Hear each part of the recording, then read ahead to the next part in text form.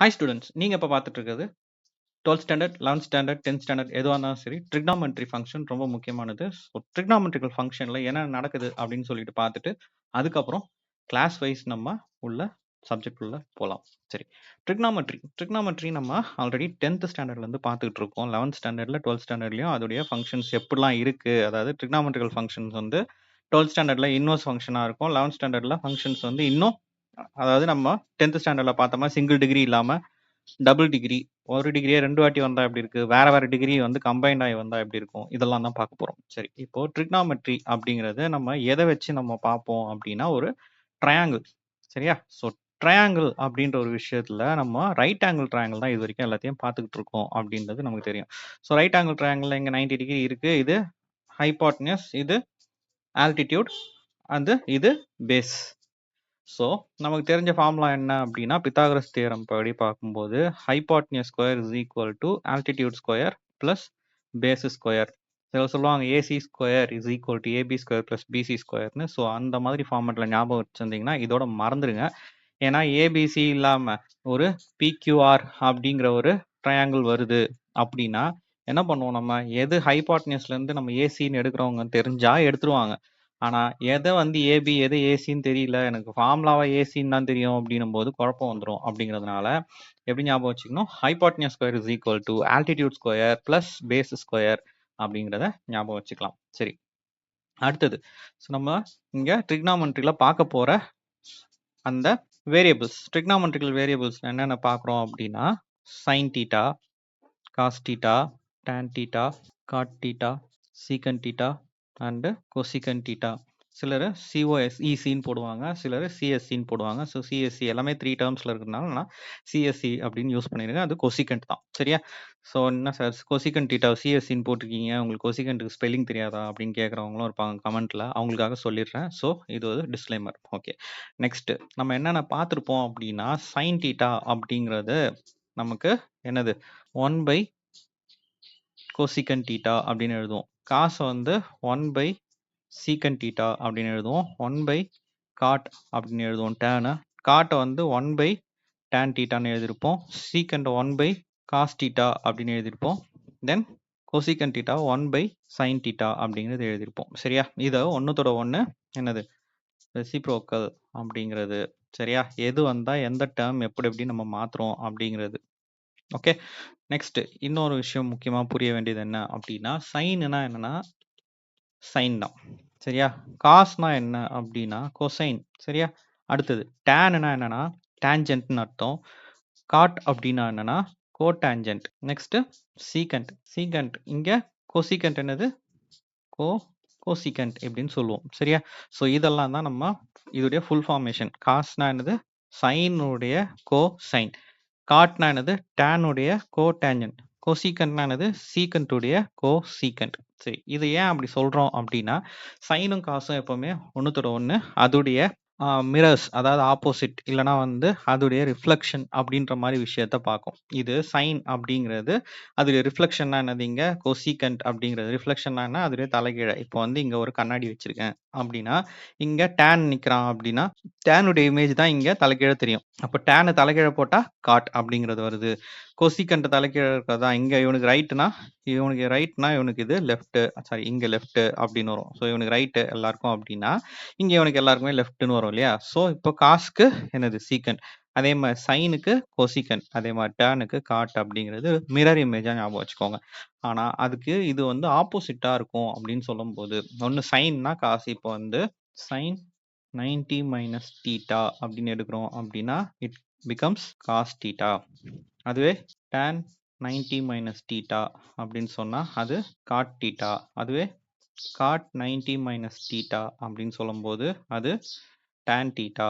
So ஒன்றுத்தோட ஒன்று, இதுனா அது, இது வந்தால் இது வரும், இது வந்தால் இது வரும், அதை தவிர வேறு எதுவும் வராது அப்படின்ற மாதிரி வர்றதுக்கு தான் என்னது sine and cos, cot and tan. இப்போ சீக்கண்ட் 90 மைனஸ் தீட்டா அப்படின்னா அதுக்கான கோ என்ன இருக்கு, கொசிகண்ட் தீட்டா. அதே கொசிகண்ட் 90 மைனஸ் தீட்டா அப்படின்னு எடுக்கிறோம் அப்படின்னா அது சீக்கண்ட் தீட்டா. சரியா? ஸோ இதுக்கும் வித்தியாசம் இருக்கு. இது வந்து மிரர், அதாவது அப்படியே ரிஃப்ளெக்ஷன் வேற, ஆப்போசிட் வேற. சரியா? ஓகே. இது வரைக்கும் புரிஞ்சிருக்கும்னு நம்புறேன். நெக்ஸ்ட் இதுல நம்ம டிகிரீஸ்ன்னு செக் பண்றதுக்கும் போது, டிகிரீஸ் என்னென்ன வரும் அப்டின்னா, நமக்கு 12த் வரைக்கும் போகும்போது 360 டிகிரி வரையும் பார்க்க போறோம். சரியா? இப்ப இங்க இருக்கு நமக்கு டிகிரீஸ் அப்டின்னு எடுத்துட்டு வரேன்னா, சைன் 0லேருந்து 30 அதாவது 360 டிகிரி வரைக்கும் நமக்கு இருக்கு.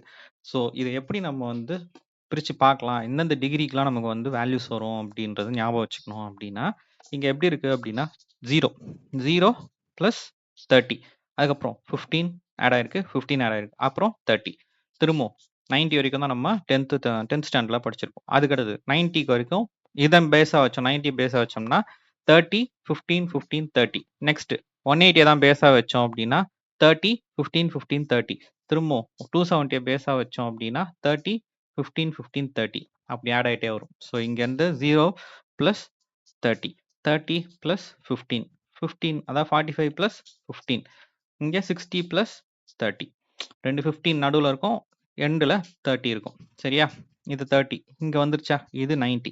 இப்போ 90ல இருந்து இது வரைக்கும் முடிஞ்சு போச்சு. இப்போ 90ல பிளஸ் 30 போட்டோம்னா 120 120 பிளஸ் 15 அதுக்கப்புறம் 135 பிளஸ் 15 150 150 அதாவது 150 பிளஸ் 30 அதாவது 30 15 15 30 வந்துருச்சா? 180. ஸோ இதோட இங்க முடியுது. ஸோ 180ல இருந்து திரும்பவும் செக் பண்ணும்போது பிளஸ் 30 கொடுத்தோம்னா 210 210 பிளஸ் 15 போட்டோம்னா 225 பிளஸ் 15 பிளஸ் 30 போட்டோம்னா 270. ஸோ இதோட இங்க முடியுது. ஸோ இதுல இருந்து திரும்பவும் 30 பிளஸ் 15 பிளஸ் 15 இங்க பிளஸ் 30 போட்டோம்னா என்ன இருக்கு?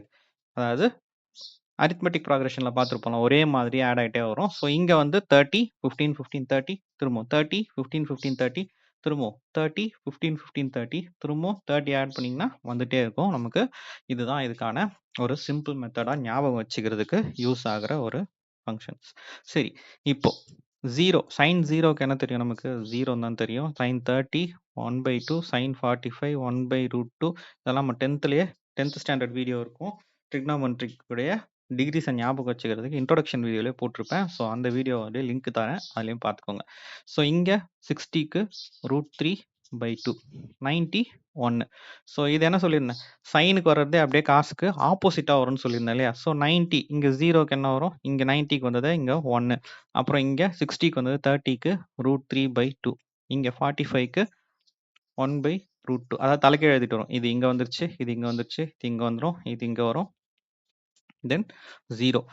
இங்க tan வரும்போது tanக்கு என்ன சொல்லியிருப்போம் அப்படின்னா tan theta equal to sin theta by cos theta.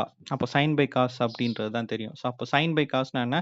இதே நம்ம sin by cosன்னு எழுதும்போது 0/1 0/1 0 தான். அடுத்தது 1/2 divided by 3/2. ஸோ டினாமினேட்டர் ரெண்டும் சேம் கேன்சல் பண்ணிட்டோம்னா இங்க 1/√3.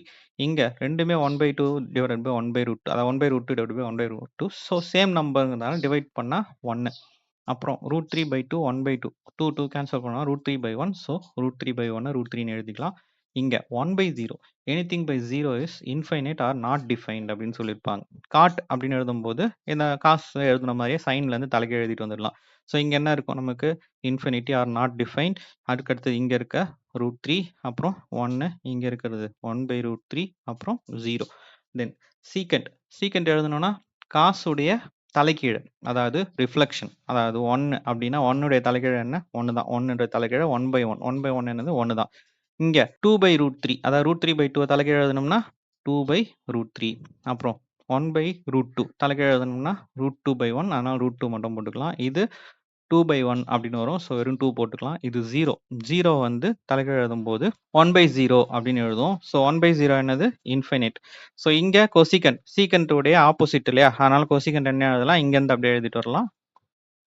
என்னது? இன்ஃபைனைட் 2√2 2/√3 அண்ட் 1 இது மாதிரி வச்சு இது வரைக்கும் எழுதிக்கலாம். சரி, இதுக்கப்புறம் மீதி இருக்கிறதெல்லாம் எப்படி எழுதுறது அப்படின்னு செக் பண்ணி பார்க்கும்போது இப்போ 90 வரைக்கும் நம்ம இங்க செலக்ட் பண்ணிட்டோம் அப்படின்னா 90க்கு அப்புறம் இருக்கிறது அதாவது லெஃப்ட் சைடில் செக் பண்ணி பாருங்களேன். இங்க தலைக்கு எழுதிட்டு வர வேண்டியதான். ஸோ 90க்கு 1 இதோட முடிஞ்சிச்சா? இங்க 120க்கு செக் பண்ணும்போது இங்க அதாவது √3/2 நெக்ஸ்ட் இங்க 1/√2 அடுத்தது இங்க 1/2 அடுத்தது லாஸ்ட் 0. 4 ஃபில் ஆயிட்டு வரும். சரியா? எது 120லேருந்து 180, அதுக்கப்புறம் 110லேருந்து 170, 270, அதுக்கப்புறம் 300லேருந்து 360. ஸோ 4 தான் வந்து நமக்கு ஆட் ஆயிட்டு வரப்போகுது. இப்போ 0 பேஸா எடுத்தோம்னா 1, 2, 3, 4 இல்லையா? அதே மாதிரி 90 பேஸா எடுத்தோம்னா 1, 2, 3, 4. ஸோ இங்க இருக்கிறது 0. 0க்கு இந்த பக்கம் என்ன இருக்கு? 1/2. இதுக்கப்புறம் 1/√2. அதுக்கப்புறம் √3/2. அதுக்கு அடுத்தது 1. நெக்ஸ்ட் இங்க இந்த மாத்தி எழுதுனத இங்க தலைகீழ் இப்படி ரிவர்ஸ்ல இந்த பக்கம் எழுதிட்டு வரணும். இதை மிரரா வச்சுக்கிட்டு. அப்ப இது மிரர் அப்படின்னு சொல்லிட்டு பார்த்தோம் அப்படின்னா இங்க என்ன வந்திருக்கும் நமக்கு? √3 அப்படிங்கிறது இங்க வந்திருக்கும். √3, அப்புறம் 1, அப்புறம் 1/√3, அப்புறம் 0.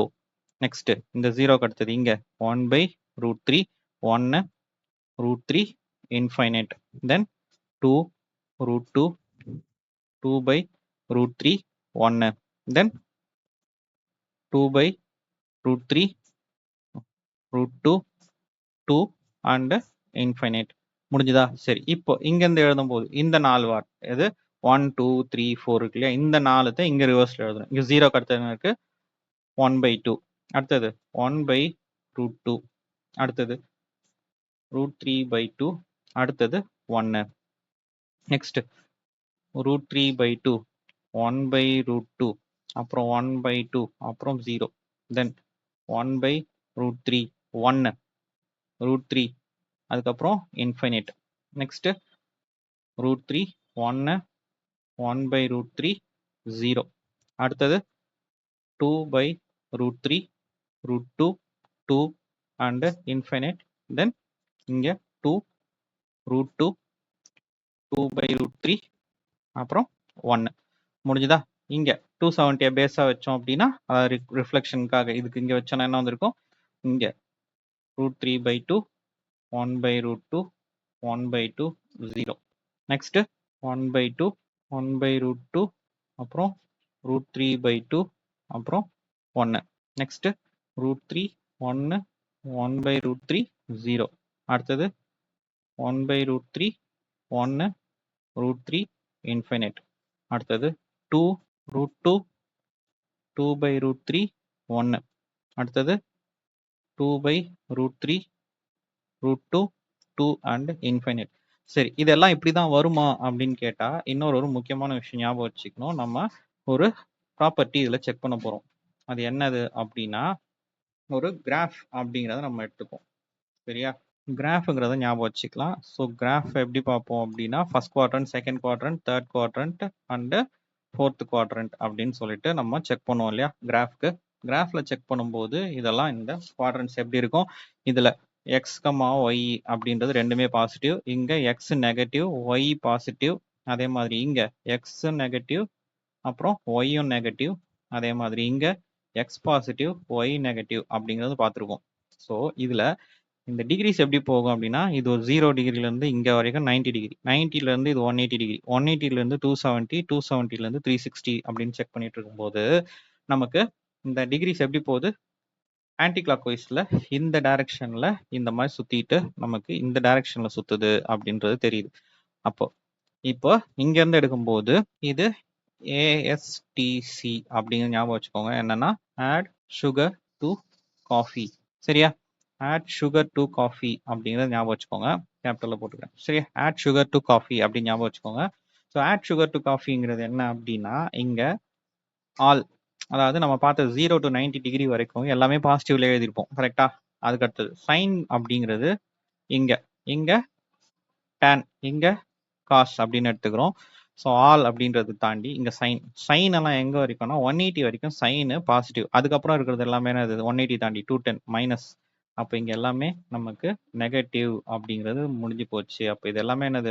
-1/2, -1/√2, -√3/2, -1, -√3/2, -1/√2, -1/2. ஸோ 0 வந்து மைனஸ் ஒன்று பிளஸ் ஒன்று தான், 0 மட்டும் அப்படி எழுதிக்கிறோம். நெக்ஸ்ட் இங்க டேன் எப்போ வந்து பாசிட்டிவா இருக்கும்னா 180லேருந்து 270 வரைக்கும் தான். அதாவது இங்க இப்போ 180லேருந்து 270 வரைக்கும் தான். அப்போ இங்கெல்லாம் இருக்கு இல்லையா?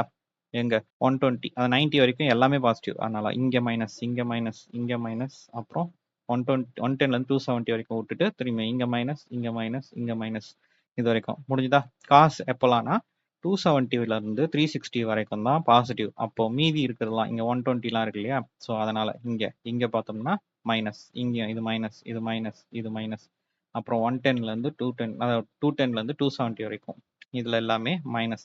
இங்கே இருக்கிறது எல்லாமே என்னது 360 அண்ட் 360 வரைக்கும், அதாவது 270 தாண்டிடுச்சு அப்படின்னாலே அது என்னது எல்லாமே பாசிட்டிவ் தான் அப்படின்ட்டு காசுக்கு சொல்லி முடிச்சிடலாம். ஸோ இப்போ இருக்கிற எல்லாமே பாசிட்டிவ் அண்ட் நெகட்டிவ் ஆன்சர்ஸ் வந்துடுச்சு. ஸோ இவ்வளோ தான் இந்த டேபிள் ஃபில்லிங்குடைய வேலை. டேபிள் ஃபில் பண்ணுறது எப்படின்னா, நம்ம ஆல்ரெடி 10th ஸ்டாண்டர்ட் பார்த்த 9th, அதாவது 90 டிகிரி வரைக்கும் பார்த்தது வரைக்கும் முடிஞ்சது. அதுக்கப்புறம் இருக்கிறது எப்படி ஃபில் பண்ணுறது அப்படின்னு +1 அண்ட் +2 சேர்த்த மாதிரியே இப்போ பார்த்தாச்சு. +1க்கு 180 டிகிரி வரைக்கும் வரப்போகுது, அண்ட் +2க்கு 360 டிகிரி வரைக்கும் ஃபில் பண்ண போறீங்க. ஸோ அந்த டிகிரிஸ், எந்த ஆங்கிள், என்ன வேல்யூ அப்படிங்கிறது ஞாபகம் வச்சுக்கிட்டா நல்லாயிருக்கும். இந்த வேல்யூஸ்லாம் இப்படி போட்டு ஞாபகம் வரல அப்படின்றத எப்படி கண்டுபிடிக்கலாம்? சம் மூலியமா கண்டுபிடிக்கலாம். எப்படி திடீர்னு சம்மில் திடீர்னு சைன் 150 டிகிரி கொடுத்துட்டாங்க, அது எப்படி நாங்கள் கண்டுபிடிக்கிறது அப்படின்றத சம்மு போடும்போது பார்க்கலாம். ஸோ இது வரைக்கும் நம்ம எப்படி டிகிரிஸ் எல்லாம் பார்த்தோம் அப்படிங்கிறது வரைக்கும் போதும். இதுக்கு அடுத்த வீடியோவில் இந்த ஐடென்டிட்டிஸ் அப்படிங்கிறது வரும் இல்லையா, அதை பார்த்துடலாம். இப்போ வரையும் டிகிரி வரைக்கும் பார்த்துருக்கோம். ஸோ நெக்ஸ்ட் வீடியோவில் ஐடென்டிட்டிஸ் பார்த்துடலாம். ஐடென்டிட்டிஸ் பார்த்ததுக்கப்புறம் சம்குள்ளே போகும்போது டிகிரி எப்படி ஹேண்டில் பண்ணுறது, டிகிரினா என்ன, ரேடியன்னா என்ன, இந்த மாதிரி விஷயம்லாம் நிறைய பார்க்கலாம். இது சும்மா ஒரு பேசிக் தான். என்னென்னலாம் வருது, என்னென்னலாம் நம்ம ஞாபகம் வச்சுக்க வேண்டியிருக்கு அப்படிங்கிறது தான் நம்ம இந்த வீடியோவில் பார்த்தோம். நெக்ஸ்ட் வீடியோவில் இன்னும் டீட்டெயிலாக பார்க்கலாம். Thank you students.